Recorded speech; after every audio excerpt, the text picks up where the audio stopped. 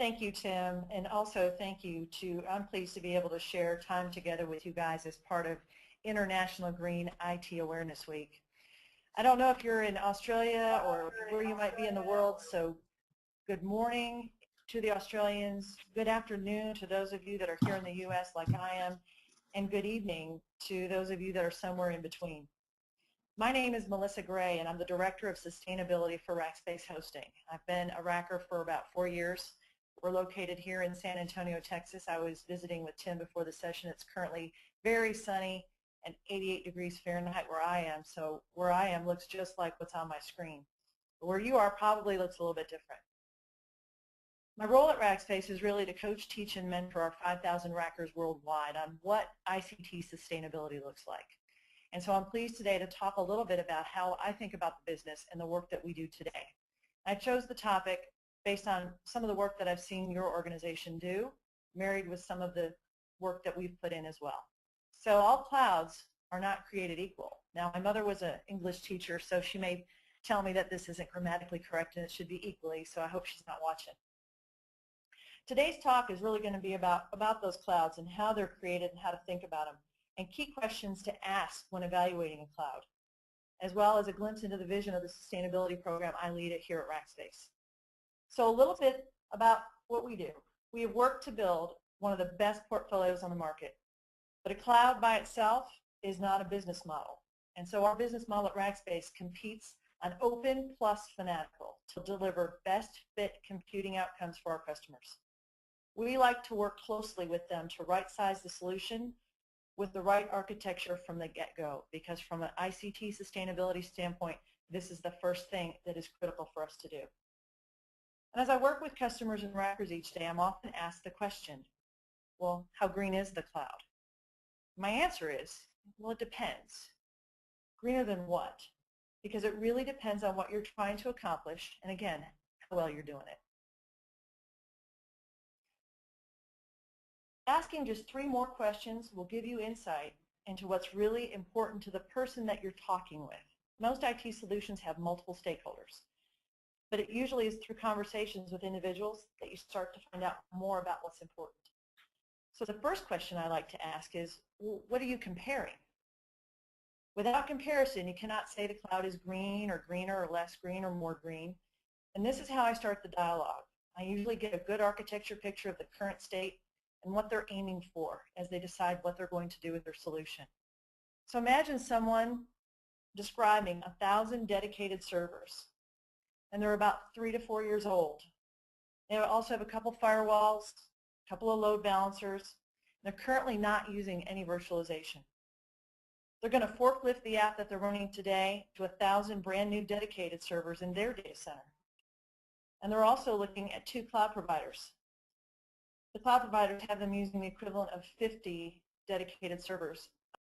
So let's take a look at, let me just advance to where I left off. Let's take a look and talk about what clouds are. When I say all clouds are not created equal, this is actually where the pictures get good. Clouds in nature come in many shapes and sizes, just like computing clouds. And unless you look closely, you may not realize how different they really are. So to keep things simple, take a look at this picture of clouds. How do you know what kind of cloud you're looking at and what kind of cloud that you need? Finding that best fit solution for the workload is critical. The cloud consumption model is utility-based, meaning that you're provisioning, powering, using, and paying for what you use. Now, there are lots of different clouds here. There's some wispy ones up high, there's some medium-sized ones, and then there's this really big one on the left. And I like to think of RackSpace as a cumulonimbus cloud, a broad portfolio, and can be very disruptive. Everything that we do falls under the umbrella of cloud computing. Now, we started out as a dedicated hosting provider, but we call that cloud now too.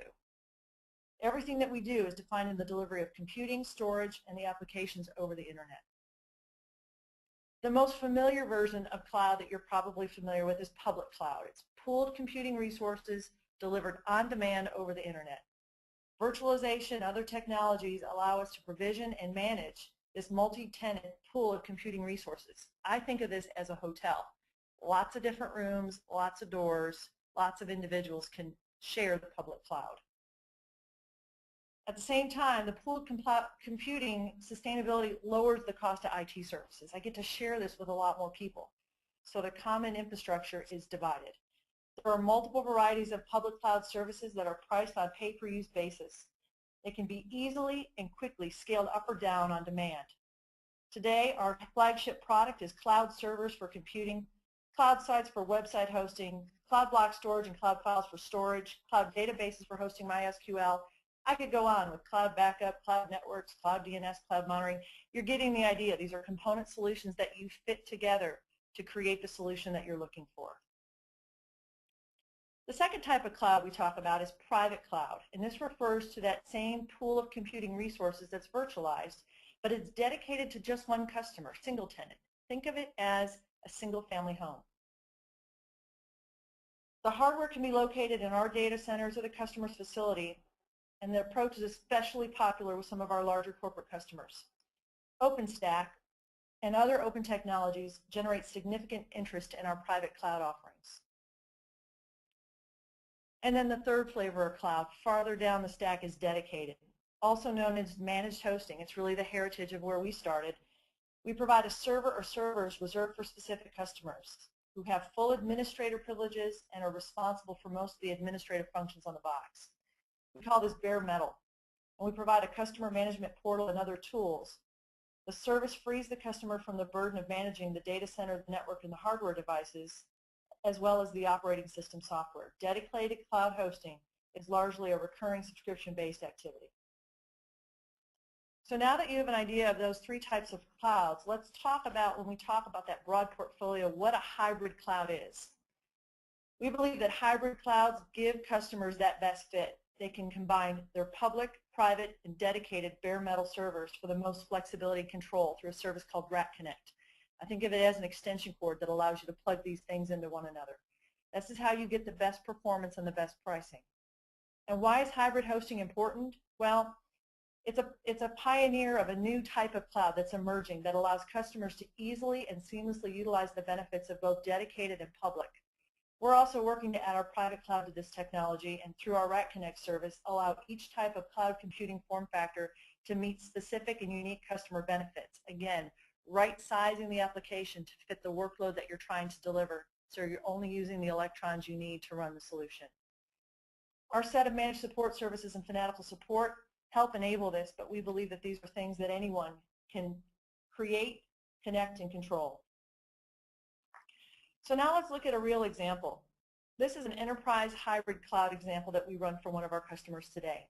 This is a highly available solution for large, complex configurations, and we use the power of our portfolio to serve customers. This particular example is an enterprise hybrid example that's burstable, stable, scalable, secure, and really the best fit for what this customer is consuming. On the left, you'll see physical servers, the database and app servers that are the dedicated boxes within our data center. The customer's also connected a private cloud configuration and has SAN storage. And on the cloud side, they subscribe to some of our cloud servers and cloud storage and cloud files using our content delivery network. At the top of the solution is RackConnect, holding this all together with a pair of firewalls and load balancers that then connect you to the World Wide Web. This mission-critical deployment requires multiple levels of redundancy. It also takes into account that the customer's application may not be ready to move fully to the cloud, and allows the customer flexibility to re-architect and move their application forward, putting as much in the cloud as they're ready to consume. So, okay, let's get back to our three questions. That was just a little sidetrack on clouds. So we're only on question number 2 of the 3 that I talked about. So I like to ask this one next. It usually is a good indicator of what's important, who you're talking with. And while it can feel silly the first time you ask it, it's going to reveal the most important thing that is on this person's mind. And it's either what they worry about or what they care the most about. It's what really matters to this stakeholder and the level of detail they've gone to. So as we talk to the other folks on the team, they may have different answers than the person you're talking to right now. So it's helpful to gather many viewpoints. Listen carefully to how this question is answered. It really matters. And then on to our third question, what was measured?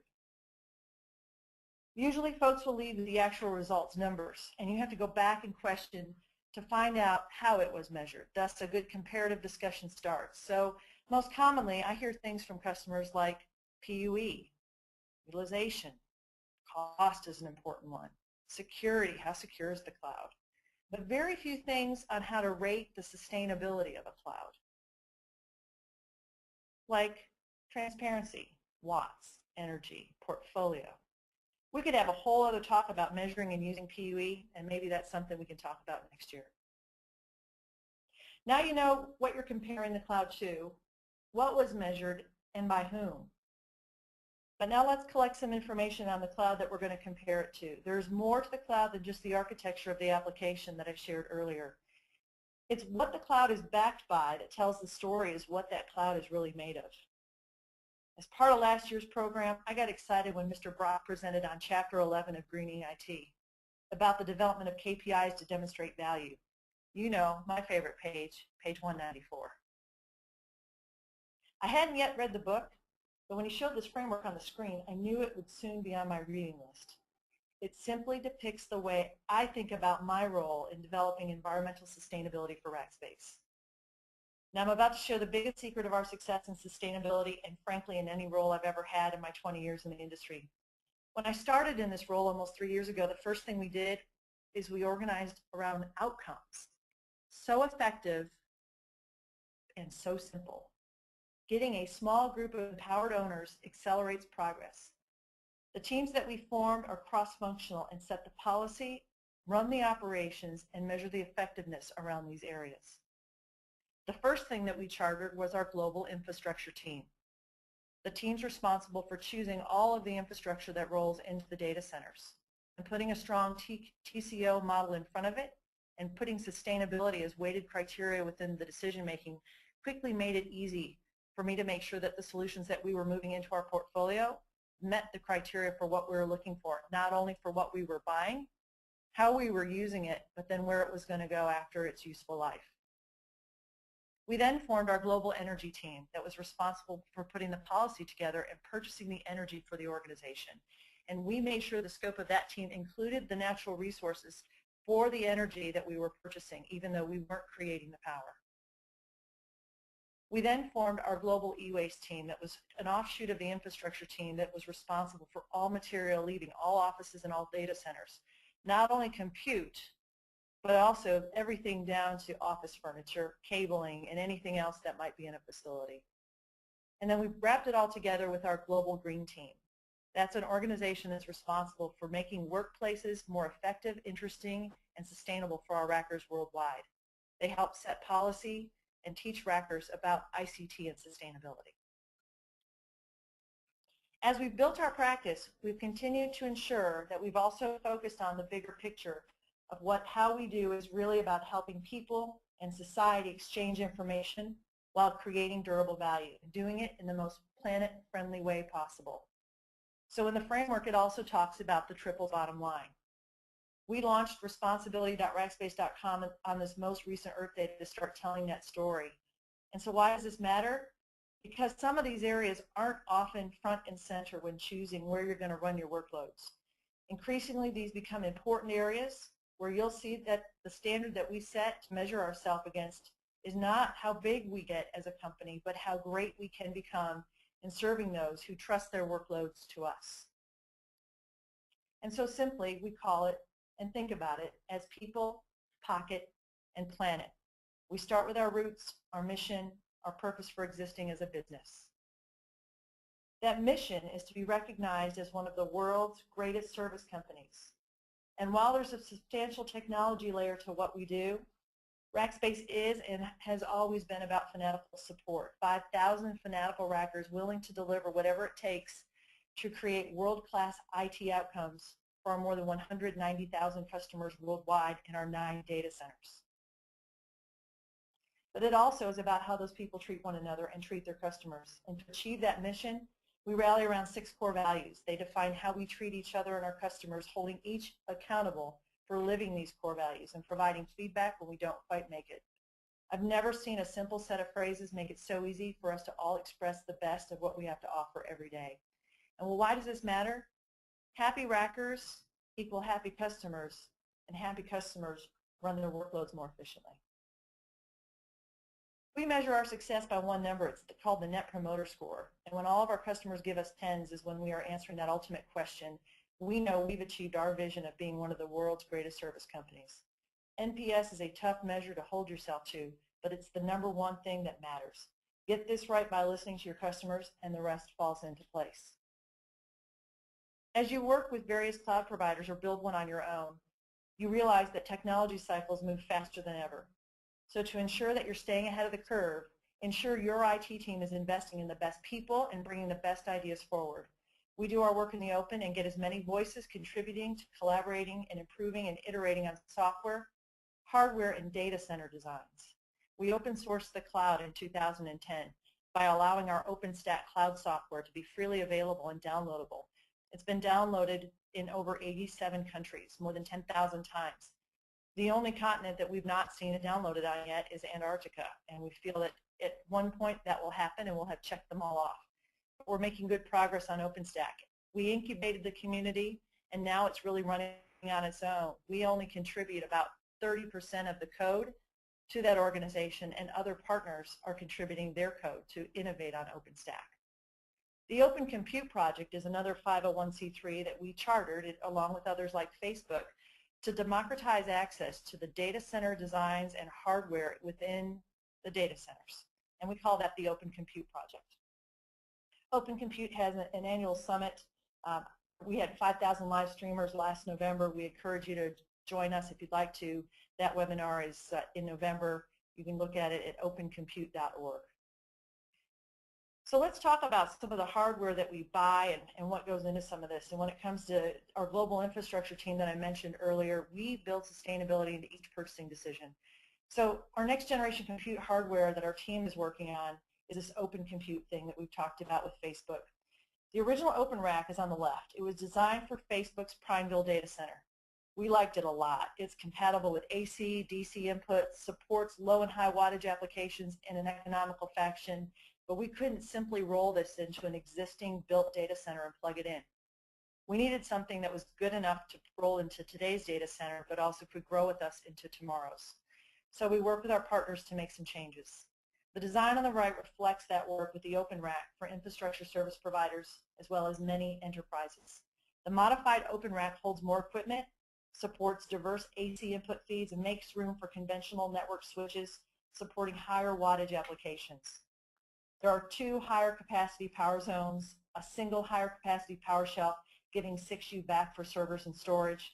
It supports common 3-phase AC power, has a power shelf that has an integrated ATS to handle failures on the cabinet, AC input feeds. The power shelf has an integrated PDU with 4 C13 power sockets for our network switches, and it's 100 millimeters taller than the original design, fitting into our existing footprint. It fits in your standard data center like the one you're running now. We're completing our power testing on the compute side, and we'll be sharing our results this November at the Open Compute Summit. What we've seen already is that we've been able to eliminate 246 critical parts: power supplies, CPUs, fans, and adapter cards. Less material means less weight, less waste, less watts for running the same workload. And essentially, this cabinet that you're looking at is the power supply. There are no power supplies on board on the server chassis anymore. You can see the designs, if you'd like to, in the open on opencompute.org. So moving on and moving to the right side of the left side of the framework, beyond knowing where your electrons come from, we're going to wrap up today with just a little bit about how we think about energy. Not only it's one of our largest expenses here at RackSpace, but it's our largest source of emissions. We clearly define and talk about how we think about it in our global energy policy. The energy policy is built on 3 tenets: renewable energy, to reliably and affordably power all of our operations with renewables; to incorporate conservation and efficiency into the decision-making in the way we build, buy, and operate. You heard me mention that when the infrastructure team is choosing servers and compute for our business. And then advocacy, making sure that we're working with partners back toward that resource box on the framework to make sure that they're in alignment with our goals around conservation and renewables, and help build new things and new business models around the industries we embrace today. And when you do that work, you can make a radical change in your emissions. So it matters what you power your data center with too, and even the most efficient equipment is going to use power. So it's good to know where they come from and encourage those power generators and equipment manufacturers to help you achieve those goals. We consumed 30% renewable energy in 2012, and we're on target for 35% this year. And a discussion about the cloud would not be complete without measurement when we talked about those 3 questions earlier. What did you measure? So measuring performance is important to us, and in addition to the standard green grid metrics like PUE, CUE, and WE, we've helped develop some additional metrics. We've had input into the recently disclosed electronics disposal efficiency metric. This sets high minimum standards with a preference for refurbishment before responsible recycling, and the metric actually also talks about how to evaluate a recycling partner when you're looking at various standards. We're also excited about this year's Tech Forum unveiled a new metric with our partners eBay, Digital Service Efficiency. We did not develop the metric, but we're very excited to start consuming the digital dashboard that eBay has put out there. It's dse.ebay.com. Digital service efficiency helps us really look at performance per watt or per revenue or for emissions. It is a multivariate dashboard display that can really help you understand how effectively your business is consuming compute. Not only do we measure ourselves with net promoter scores and efficiency metrics at the data center level, but we also submit to, I think, one of the most comprehensive internal benchmarking surveys that's on the market. The Dow Jones Sustainability Index is an invitation-only survey where they choose the 2,500 largest companies from a market cap perspective, and you spend about 2 months answering a series of questions across multiple disciplines on the people, pocket, and planet piece. And then in September they announced the results. We were fortunate enough to be named to the index last September, and we've just completed today our submission for this year. There is nothing better than being able to be measured not only against your peers but best practices and get feedback every year on what you can do to make your practice even more sustainable. So when you're asked, how green is the cloud? First ask, what are you comparing? Because all clouds are not created equal.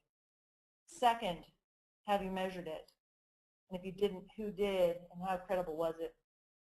And third, what was measured and how? Because the answer to how green is the cloud is it depends. Greener than what?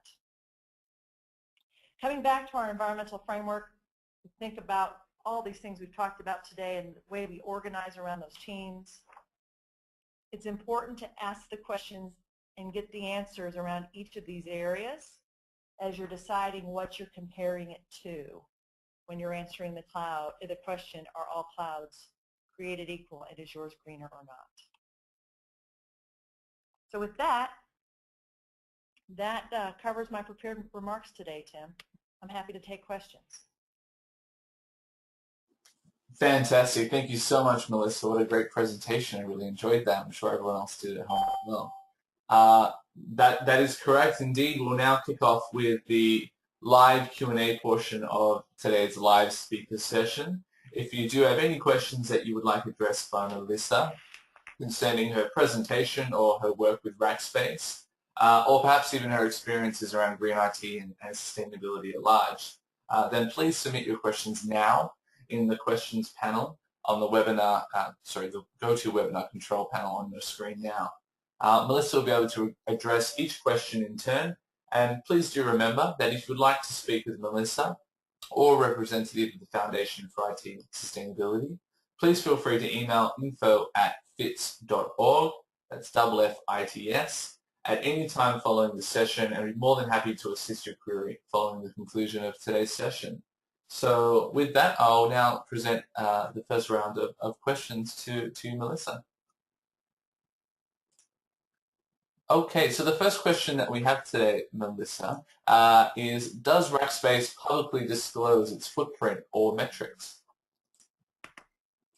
So Tim, the answer to that question is no, we don't. So we're on that journey of public disclosure. Currently my team has completed documenting and implementing an environmental management system at the company the last couple of years. We are just finishing our internal audits on those numbers and are getting ready to publicly disclose our 2012 figures later this year. In terms of metrics, we look at those KPIs within the framework, and we are working toward a plan to start making those public. You've probably seen some of the work of some other internet companies that are putting out open source dashboards, and we want to continue to move that standard forward and start putting our footprint and our metrics out there. Okay, fantastic. Thank you so much. Okay, we actually do have an audience question. The question is, I'd like to know more about storage security. If I buy an album online, I have the music saved locally forever, but what if a cloud provider goes bust? Does the data die? Is there built-in security with cloud services? So I want to make sure I understand the question. I heard the part that said if it dies, does it go away? But then I'm hearing security. Can you repeat the question, Tim? Yeah, so the question is, what about storage security? If I buy an album online, I have that music saved locally forever. But if a cloud provider was to go bust and I had software with them, would that data die? I'm assuming they mean if that provider was no longer available, would they lose access to their data? So it depends on a couple things. I got the question now. So I'm with you. If you buy it and you store it locally, it's yours forever. Now you always have the issue of if your hard drive gets stolen, blows up, falls in the bathtub, then it's gone forever unless you backed it up. And the same thing is true for the cloud provider and the app. So I think some of the questions you need to ask is first about redundancy. Is the application built on a redundant platform, and is it going to store your stuff, and for how long? And number two is, from a cloud provider perspective, what types of arrangements do those app providers have to store your stuff? So for instance, when I store some things on behalf of the company, I do ask for an archive so that it can be restored, and there's clear documents about who owns the material when it goes away. Now, I think it's harder to get those kind of things today when you're buying a 99-cent song.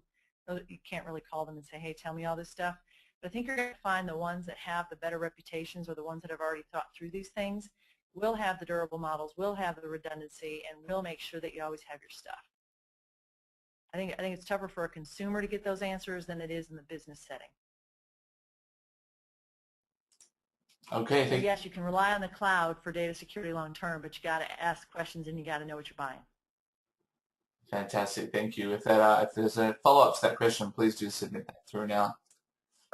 Our next question is, how long does RackSpace use servers before they actually recycle them?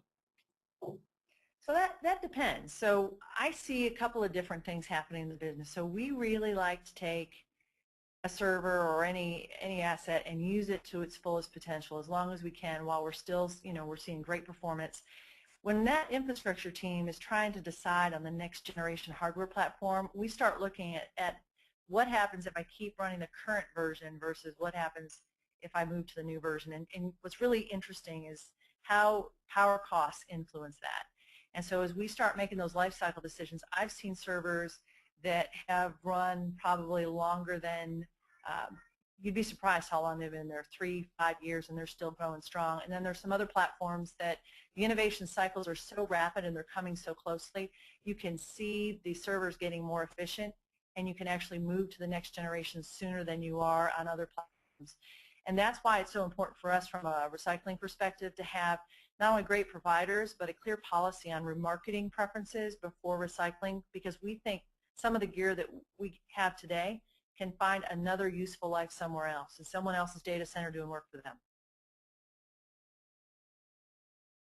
Great, thank you so much, Melissa. I appreciate that. Another attendee question we have is, I've heard that a huge amount of energy is needed for a web search, and thus web browsing is contributing massive amounts of emissions to the environment. Is this true, or is it just a simplistic representation of cloud services? You know what's interesting? So Facebook and Google have been pretty good about distilling their transaction, like posting a status or doing a search. And if I'm not mistaken, Google says that the amount of electricity used is the equivalent of a latte, and Facebook, I don't want to put words in their mouth, but it's something to do with a glass of wine. And so I think you got to look at the system as a whole, not just the one search. It's what's the aggregate of 350 million U.S. citizens, or 3.5 billion people worldwide, all using those search engines, and that aggregate impact.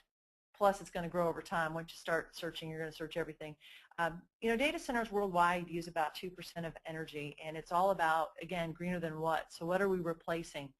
Are we replacing getting in our cars and driving around? Are we replacing going to a store and buying a physical product, a book, instead of actually just reading it online. Again, it's down to that comparison. I wouldn't run out of the room and never do another web search again, but I really would think about when you have computing and files stored in multiple places, be conscious of where all your stuff is, and if you have accounts you're not using anymore, turn them down. I have email accounts that I was hanging on to, and I just recently went and deleted them. I'm not sure why I was keeping them, but they were churned in somebody's server somewhere in a data center, and I just had to take an inventory and go shut that stuff off. That's a really good point. Thank you so much. Our next question is, what are your renewable energy goals for 2013 and beyond? We're looking at renewable energy as how do we responsibly increase it each year in the portfolio. We were at 25% in 2011, 30% in 2012. I'd like to get to 35% in 13, and then probably increasing in 5% increments, unless something comes along that lets me exceed that. So for instance, we're building our next generation data center right now in London, and I'm just starting to see some of the designs around power and what they're looking for. And if I can get something to accelerate that, I will, but right now we're on that steady course of 5% per year. Great, thanks, Melissa. Could you possibly provide our viewers an overview of the Open Cloud Academy that RackSpace has launched recently, and how the RackSpace service is integrating green IT aspects into their training? Yeah, that's a great question. So we recently launched Open Cloud Academy. It's in a beta class, I think, of 100 users. They're here in an older building that we fitted out with some desktops, and we're starting to now train people around how to use OpenStack in particular and all the components of the products. We're finding that as we move into the cloud, people are having to learn on their own, and we want to help accelerate that skill piece. Not just because we'd love some of them to become rackers, but we want some of them to go download and deploy their own clouds. We don't charge money for the OpenStack cloud software. You can go get it yourself today for free. But if we don't invest in putting the right expertise in the technicians that actually run the cloud and run apps on the cloud, then we think we're missing something if we don't do it. So we just recently launched it. The new role we see emerging in the industry is really this DevOps role, and it's someone who's orchestrating and architecting in the cloud, but not necessarily with the same skill sets as what we've seen coming out of our dedicated hosting environments. And so part of it is to help move our rackers forward faster, but it's also to create new talent in the cities where we are currently building and operating. Fantastic. What are some of the requirements do you have for e-waste providers at RackSpace?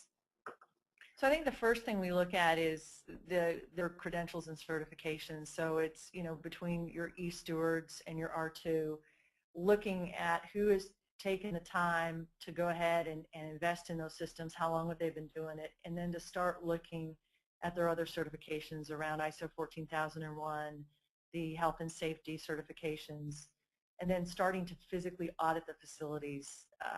I probably visit our e-waste providers once a quarter. Some are planned, some are unplanned drop-ins, but making sure that not only what they're reflecting in their audits, but what we're finding as well is all transparent and on the table, and having pretty good quarterly business reviews with those providers. The other resource that I've been using is, based on the size of the company, is I'm using instruments like the Gartner ITAD, Magic Quadrant, the IT Asset Disposal, to start identifying trends of providers that are emerging. I wouldn't say we have a lot of material that leaves every year. We have quite a bit, but trying to find someone or a few partners that I can use in all 9 data centers is important to me. We're a relationship-based company, and I don't want 9 different providers in 9 data centers. I want 2 or 3 really strong ones with great credentials that I'm building a relationship with, so there's trust when we're talking about material and where it's going. I think those would be the requirements I'd start with. Again, their certifications and then the audits. I think the Green Grid is thinking about it right with the work they've done with EDE. It is the first generation of that metric, so if you are finding things you'd like to see built into it, the Green Grid's very open to getting additional comments from the community on it as we try to build that metric out. It's really in its first phase. But those are the requirements we have of our e-waste providers. Very good, thank you. The next attendee question we have is, do the green incentives of shifting to the cloud vary by geographical location? So from a RackSpace perspective, I see different incentives when we are planning data centers, and when we're shipping gear, and when we're working on the business at the macro level. We're currently operating 32 megawatts worldwide. So there are definitely different incentives for me in my chair when the teams are making their decisions on the operation. I think for the customers, it really depends on what they're looking for. So you're going to find that our products are priced the same in all markets. So what you buy in the U.S. for cloud is going to be priced the same as it is in another market. And we give you that cost parity across the globe, even though behind the scenes energy may cost more in a certain geo. I've seen some work from some other groups that have been putting up tools that help compare cloud providers based on carbon output, because there are, when the customer wants to make a decision on running a workload based on what the carbon footprint would be, they go to these organizations to help get clarity on where that is. And I'll just do a little plug here for Mastodon C. I've had some great discussions with their organization as they've started to put some of those first tools forward. So I think those would be the three main ways, incentive-wise, I see it. Again, as operators, we're influenced. Customers, again, have that ubiquity of pricing, and I'm masking the price behind the scenes for them. And then, again, organizations like Mastodon are putting out tools to help people think about carbon associated with workloads. Thanks, Melissa. The next question we have is, what are the benefits of cloud computing for, say, a startup company or a small organization? Well, it depends on what you're running today. So let's say you're a small company of about 50 people and you're running your own email servers. You could probably move that workload to the cloud and do it for less money and less carbon and probably less time than what you're doing it today. I think you're all probably familiar with the Accenture study from, I want to say 2010 or 2011, that helped compare some of these things about smaller organizations and where they benefit. Also, some great papers from the NRDC on the benefits for smaller companies evaluating moves to the cloud. I would highly recommend both the Accenture study and the NRDC paper, and I can get you the details, Tim, afterwards if folks want them. I think that's really good reading from other folks on those things. But I do think smaller companies, depending on what they're trying to do, can get a lot of benefits from massive infrastructure that someone else is supplying for you. Thanks, Melissa. The next question is, if you're at the beginning of building your sustainability program again, what would you do differently? So when I took the role 4 years ago, I'm not even sure I could spell sustainability. I was in an operations role working in a different part of the business and really was about business strategy. And I think what I've learned and what I would do differently is I would probably spend more time reading books like Greening IT. When the book is a collaborative effort from leaders in their own professions giving their opinions of what they're seeing, it really helps. If I would have had that framework on day one, I would have gone so much faster.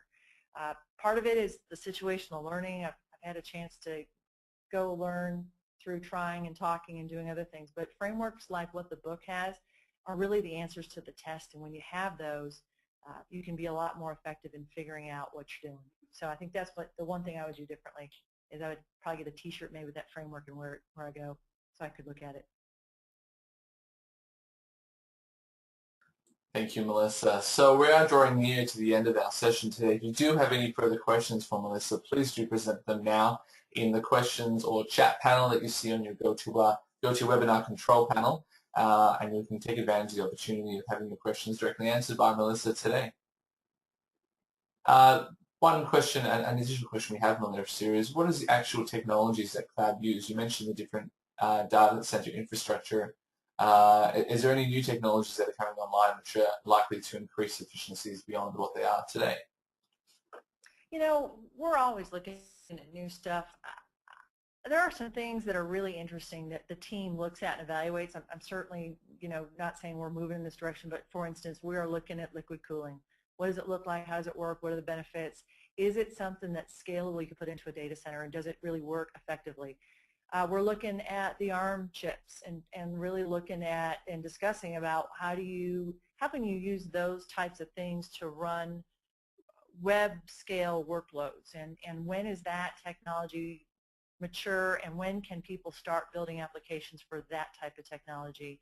We also look at things like, Donald Sadoway's battery. He's a professor out of MIT, and he's building this 2 megawatt battery that you can put in a shipping container, and boy, it can withstand the elements.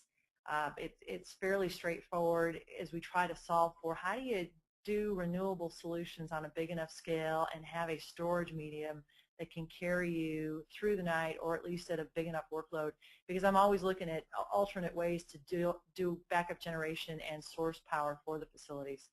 So again, those are things that are on the the fun side of the list, to go kick tires, investigate, ask questions. We've not made a decision on any of those, but those are the types of things we're looking at for tomorrow that take time to mature, to have good business cases underneath them, and to be stable enough for us to want to move them into a production facility over time. Just 3 examples. Thank you, Melissa.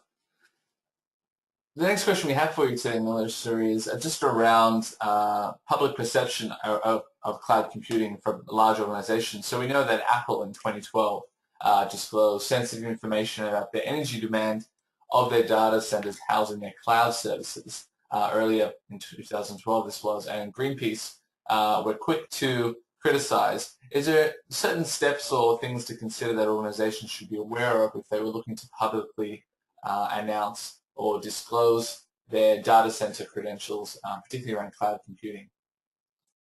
Yeah, that's a great question. So first, context. Apple's in a different business. Data centers are not their staple of their operation. They manufacture devices, tablets, phones that people use that have their own footprint associated with them, plus then this building of the data center in North Carolina for the iCloud. So when Greenpeace wrote that report, it was largely around how thoughtful are you around the siting of your data centers. That North Carolina area is predominantly coal. There are industries that are no longer using that power, and it's a affordable source of power in those areas. So I think we first have to remember Apple's in a manufacturing business with some cloud on the side. When you look at running your data centers, not only thoughtful about siting them, but what percentage of your total emissions is it? For me, it's real simple. The power we use to run our servers and our solutions for our customers is the largest set of emissions. I look at rack or commute, I look at business travel, I look at generator emissions, I look at water, I look at all kinds of things. But by and far, the power is the biggest thing for me. And so I think the advice I would have is, if you're going to disclose your power, first measure before you manage. Go out, measure all your footprint components so you really know where you stand. Is power really the biggest thing for you?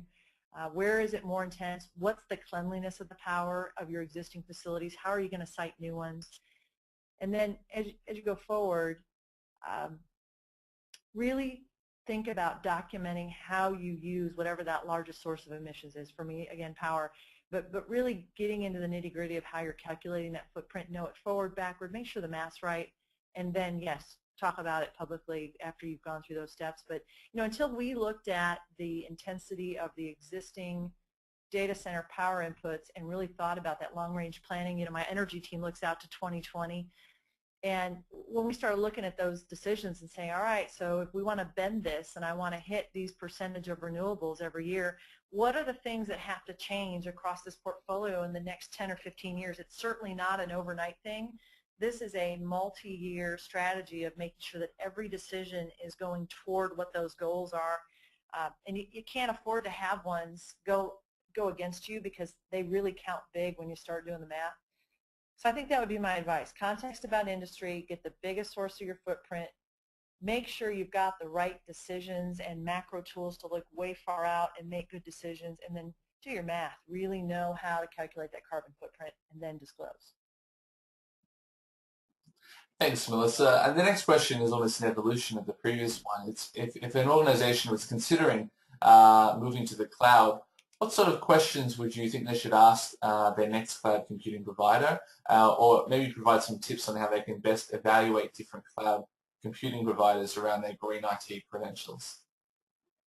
Yeah, and I go back to that framework, page 194, and start with that and just build your checklist of the things you want to know. So first, if we're talking about a cloud provider, go see if they have a corporate sustainability report or what they say on their website. Find out where they are, what they're talking about publicly, but then start asking questions about, are they thoughtful about energy? Do they consider their emissions? How do they think about green purchasing? Just work your way around that framework, and you can probably do it in 10 or 15 questions and get some good answers, or at least know where they've got some gaps or where they can't answer questions. But I think I would just recommend taking that framework with you to guide you. It's a great way to think about it. Fantastic. Well, thank you so much, Melissa. As a reminder, if there are any final questions, please do submit them now, and we'll present those to Melissa live. If not, then we'll wrap up the session. So we'll just give everyone a moment to submit any final questions. Well, Tim, and while we're doing that, I want to thank you and the organization for hosting this. We really enjoyed participating. We definitely want to watch some of the other sessions this week, and I wish you guys luck as you finish out your 4th annual. It's been a good experience for me, and I appreciate the time. You're very welcome, and we're very honored and very proud to have RackSpace participating in this year's event, and thank you very much for your time as well, sharing your knowledge and experiences. It's a very interesting space. It's very topical at the moment in the IT sphere, so I know a lot of people are very interested in cloud computing and helping, as you mentioned, dispel some of those myths and demystify the cloud, so to speak. So we definitely thank you for your time today. So for everyone present, it looks like there's no more questions coming through. If you do have any final questions after the session that you think of, please do feel free to send them through to us at our event mailbox, info@fits, that's FITS.org, and we'd be more than happy to relay those onto Melissa.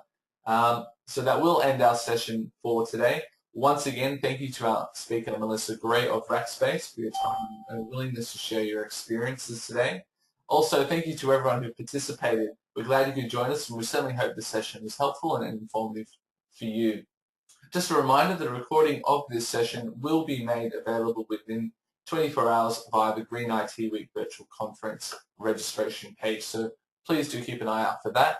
That it also applies to every other virtual session we have throughout International Green IT Awareness Week. If you can't be available live, don't despair. You'll be able to catch every session directly via the website. Were there any final closing remarks or comments, Melissa? No, I just, when I think back all the questions folks have asked, you guys are on the right path. When I read the book, when I listen to the other speakers, I've been really impressed with what the organization has to offer, and the whole fact that you guys are even participating in this today just tells me, you guys are committed to this. So I applaud you guys, and again, wish you the best on the rest of this week. I hope to catch a few more sessions as the week goes on. Thank you again for the invitation.